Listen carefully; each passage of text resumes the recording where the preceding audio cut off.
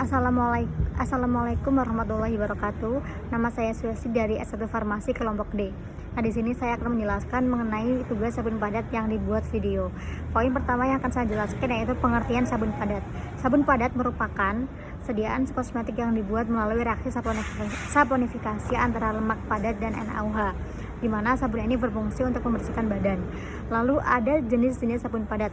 Sabun padat yang pertama ada sabun opaque, lalu ada sabun transparan, kemudian ada sabun translucent. Nah, sabun opaque itu apa? Sabun opaque itu merupakan sabun yang memiliki penampilan padat, kompak, dan tidak tembus pandang. Lalu ada sabun transparan. Sabun transparan ini merupakan sabun yang memiliki penampilan bening, tembus pandang, dan berkilau seperti ada kandungan humektan di dalamnya. Lalu yang terakhir yaitu ada sabun translucent. Sabun translucent merupakan sabun kombinasi dari sabun opaque dan sabun transparan. Lalu selain jenis-jenis sabun padat, saya akan menjelaskan mengenai pengujian apa saja yang dibutuhkan dalam sabun padat. Yang pertama yaitu uji organoleptis, lalu ada uji alkali bebas, uji kadar air, uji tinggi busa, uji pH, dan uji asam lemak bebas. Kemudian lanjut pada pembahasan praktikum yang sudah saya lakukan, yaitu yang berjudul sabun padat dengan menggunakan zat aktif buah karika untuk sabun kesehatan dan kecantikan. Nah, tujuan dari praktikum ini merupakan untuk mahasiswa dapat memformulasikan sabun padat dan juga mengetahui pengaruh bahan tambahan terhadap evaluasi sediaan. Alasan digunakannya buah karika sebagai zat aktif yaitu karena karika mengandung flavonoid, quercetin, vitamin C, dan vitamin A, di mana kandungan tersebut dapat menutrisi kulit sehingga dapat digunakan untuk kesehatan dan kecantikan kulit. Lalu bahan-bahan yang digunakan untuk membuat sabun padat karika diantaranya yang pertama ada NaOH, di mana NaOH ini berfungsi sebagai basa alkali. Kemudian yang kedua ada minyak kelapa sawit yang berfungsi sebagai lemak. Yang ketiga ada cocamide DHA yang dimana berfungsi sebagai busa stabilizer. Lalu ada aquades sebagai pelarut. Adapun proses pembuatan sabun padat karika itu yang pertama, buah karika dikupas, kemudian dibuang bijinya, lalu dicuci, kemudian dipotong kecil-kecil dan di blender. Setelah di blender kemudian disaring untuk diambil sarinya. Nah, langkah pertama dalam membuat sabun padat itu yang pertama kita membuat larutan alkali, di mana menambahkan NaOH ke dalam gelas piala. Kemudian memanaskan minyak kelapa sawit sampai suhu 50 sampai 60 derajat Celcius. Lalu ditambahkan 10 ml cocamide DHA sebagai foam stabilizer.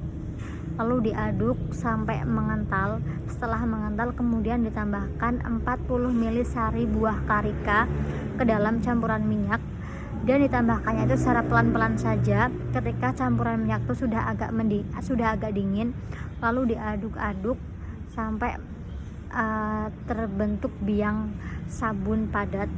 Nah, setelah terbentuk biang sabun padat kemudian pengadukan dapat dihentikan. Lalu campuran tersebut dipanaskan kembali sampai suhu 70 derajat Celcius. Setelah dipanaskan kembali, kemudian campuran dituangkan ke dalam loyang sabun padat dan ditunggu sampai 2 minggu agar terjadi proses curing sehingga proses pembentukan sabun dapat terjadi secara sempurna.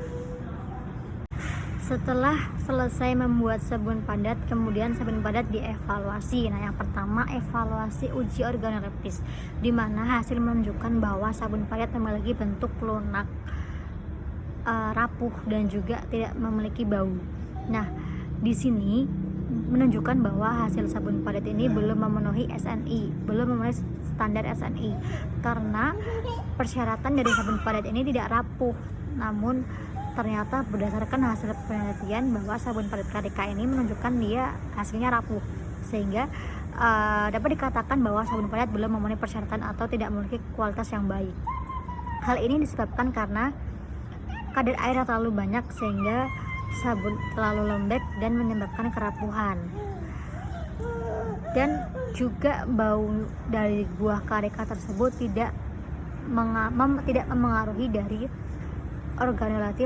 organoleptis sabun padat tersebut, karena dimana sabun padat tersebut tidak memiliki bau, sedangkan buah karika yang digunakan lumayan banyak. Namun karena mungkin disebabkan buah karika ini tidak memiliki bau yang khas, kemudian akhirnya menyebabkan sabun padat yang dihasilkan tidak memiliki bau. Lalu yang kedua ada uji kadar air, di mana uji kadar air ini berfungsi untuk mengetahui kandungan air di dalam sediaan. Nah, syarat menurut SNI yaitu bahwa maksimal kadar air di dalam sabun padat itu 15%. Namun dalam hasil uji dia menunjukkan hasilnya 25%. Ini artinya ada ketidaksesuaian dengan persyaratan, di mana kadar air terlalu tinggi akhirnya dia tidak memenuhi persyaratan standar yang telah ditentukan. Kadar air yang tinggi ini dapat menyebabkan yang pertama lambatnya proses sabunifikasi, kemudian yang kedua juga menjadikan tekstur dari sabun ini lebih ke arah bentuk gel karena kental, dan yang ketiga dia itu pada saat proses curing prosesnya tuh lambat karena memiliki kadar air yang terlalu tinggi. Nah, penyebab dari kadar air yang terlalu tinggi ini disebabkan karena minyak yang digunakan, minyak kelapa sawit yang digunakan. Dan faktor lain yang menyebabkan tingginya kadar air yang pertama yaitu memang dari komponen formula yang digunakan itu sendiri lebih dominan dengan bahan cair. Kemudian yang kedua, pada saat proses pengadukan dan pencampuran dengan alkali kurang sempurna. Kemudian yang ketiga yaitu pada proses curing, pada penyimpanan, di mana ada proses penguapan yang tidak berjalan dengan baik. Akhirnya kadar air masih di dalam sediaan tidak bisa menguap dan menjadikan kadar air di dalam sediaan tinggi.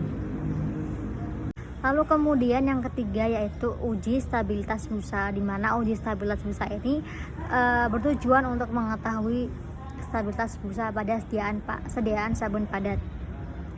Nah, sabun yang baik ini memiliki kecepatan menghasilkan busa yang cepat dan kemudian menghasilkan stabilitas busa yang tinggi. Pada hasil praktikum kali ini menunjukkan bahwa stabilitas busa memiliki persentase sebesar 94,7%.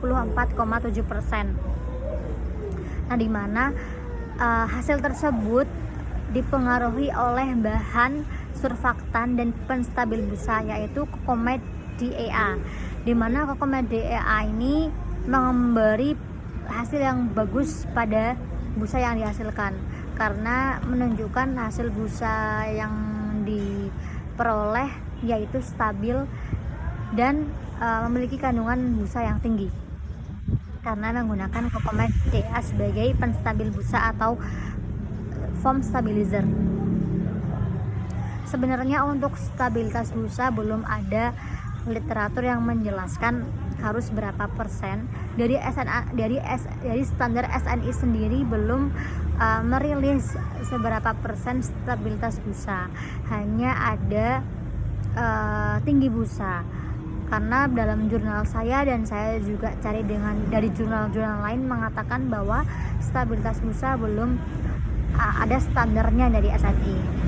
Namun dari hasil jurnal mengatakan bahwa hasil busa sudah lumayan bagus karena memiliki stabilitas dan kuantiti busa yang banyak, karena hal ini dipengaruhi oleh Cocomed DEA.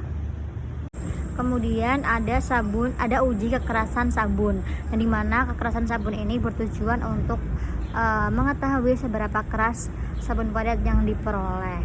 Nah, dari uji ini hasilnya menunjukkan bahwa angka kekerasan sabun ini 1,37 karena ini diukur menggunakan alat. Namun dari jurnal yang saya baca atau jurnal referensi saya itu tidak ada persyaratan harus seberapa besar kekerasan sabun itu. Sama halnya dengan uji stabilitas busa. Belum ada persyaratan SNI yang menjelaskan spesifik harus seberapa, derajat kekerasannya itu harus seberapa. Nah, namun di sini akan saya jelaskan faktor-faktor yang menyebabkan kekerasan sabun. Nah, yang pertama, kenapa sabun itu bisa keras? Karena dia itu dipengaruhi oleh dua komponen.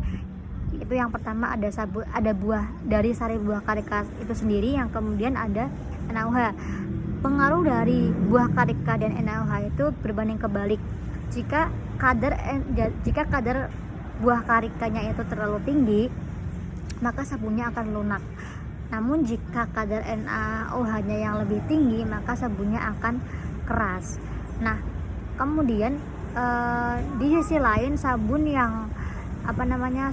yang keras itu juga dipengaruhi oleh tingginya kadar air, di mana sabun yang keras ini memiliki keuntungan memiliki daya simpan yang lebih lama dan juga sensasi yang lebih baik dibanding sabun yang lunak. Kemudian jika pada sabun padat yang memiliki kadar air yang tinggi, dia akan mengalami penyusutan dan juga